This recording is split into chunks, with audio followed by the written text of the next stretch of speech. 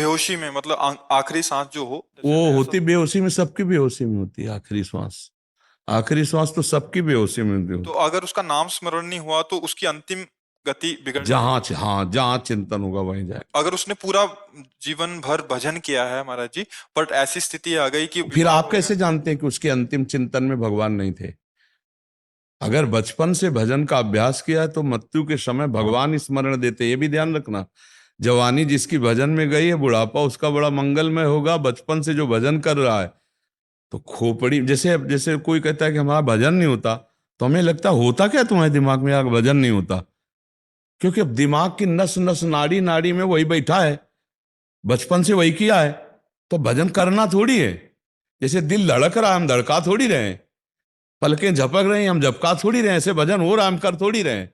तो अगर जीवन भर भजन किया तो अंतिम समय भजन क्यों नहीं होगा?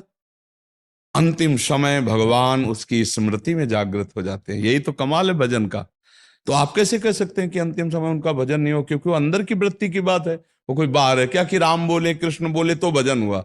नहीं नहीं, वो तो दिल में धड़कन के समान चल रहा है, राम राम राम, कृष्ण कृष्ण कृष्ण, राधा राधा राधा राधा।